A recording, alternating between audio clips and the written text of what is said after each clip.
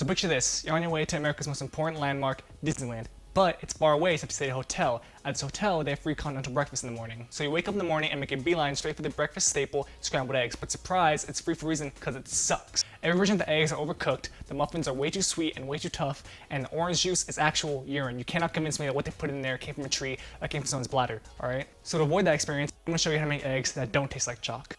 Now, like I just said, we're gonna start with the breakfast staple, scrambled eggs. You're gonna start by cracking 1 to 3 eggs in your bowl, depending on how many you want. Now, if you're health conscious and you also hate flavor, you can take 2 or 1 of the egg yolks out of the mix. Now we're gonna start mixing. To do this, you can use whatever you have on hand, a whisk, fork, small bird cage. You just wanna mix until it's homogeneous. Not too much though, otherwise your eggs will come out tough, just until it looks something like this. Now we're going to set that aside for a sec and get ourselves a small measuring glass. Now for this amount of eggs, I like to pour out about a quarter cup of milk.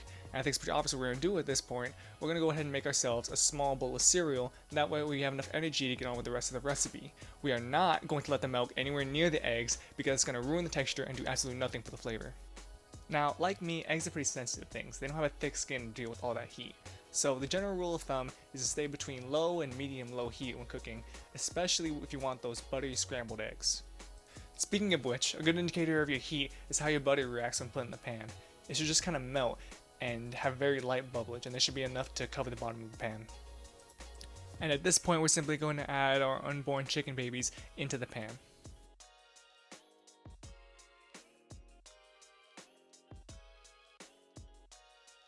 And now we're simply going to be scraping the sides and the bottom as it cooks. At this point, feel free to mess with the heat as needed. If it's cooking too quickly, take it off the heat and turn it down. If it's cooking too slowly, turn it up incrementally. Alright? It is very easy for this to go from soup to rubber bits in a flash.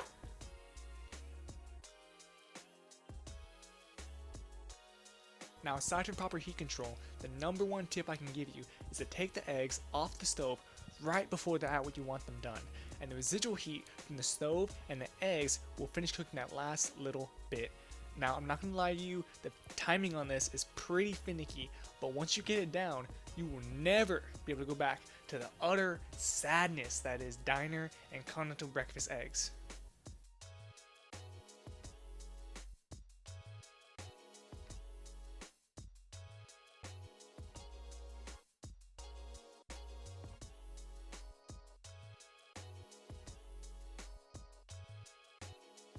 And now we're simply going to fix it up however you like. If you want to be boring, you just add salt and green onions. I personally take mine on top of some toast, season with salt and pepper, and a generous helping of sriracha. Why? Because my breakfast doesn't cause me bodily pain, and I don't want it. Alright, next up is fried eggs, specifically sunny side up, since we're in the breakfast cereal and all. Alright, we're going to be starting on a higher heat than we did scrambled, probably closer to medium depending on your stove. Once the pan comes up to heat, we're going to add enough butter to coat the bottom, and then crack our egg in. Now, the main problem people run into when cooking sunny side up is that the thicker part of the whites doesn't cook fast enough to give you a runny yolk, so I'm going to show you a couple tricks to get around that. The simplest way is to use your spatula and poke holes in the part of the egg white that's already cooked, as you see here. Now, if you really want to clog your arteries, I mean just stuff those bad boys full of cholesterol, you can do the next method called basting, where you add more butter to the pan and then spoon that hot butter over the uncooked egg whites. Now, let's say your blood vessels are already jam-packed as it is. Well, another option is to add a small bit of water into the pan and then cover it with a lid, allowing the steam to cook the egg whites instead. And finally, my preferred method of handling this is to simply flip it over, the technical term for this being sunny side up with a chance of clouds. Then season with salt and pepper and plate. My favorite version of this is actually on top of a bed of rice, that way when you split the yolk, it soaks up all that flavor. Now for our final method of cooking, we're going to be doing boiled eggs. No, the other one. We're going to start by bringing our pot of water up to a light simmer to poach our egg in, then cracking our egg into a small bowl on the side to make transferring into the water a lot easier. Once the water's come to heat, we're going to start swirling it in a circular motion so that when we add the egg, it keeps a nice shape in the water. This is a pretty common technique that you will have seen if you've watched any other cooking videos or if you have any experience in the kitchen. That is, of course, say it with me, the toilet flush method. Then you're just going to wait 3 to 4 minutes before fishing it out, depending on how cooked you want your egg. If you're saving it for later, you can throw it in an ice bath, but I'm going to go ahead and use mine right now.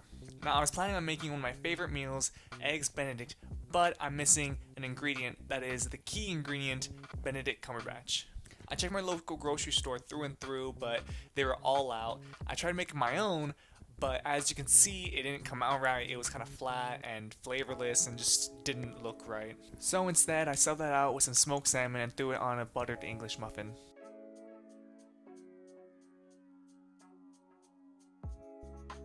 Then I topped that with our poached egg, seasoned with salt and pepper, and threw on some egg sauce I found laying around, and then garnished that with some green onion.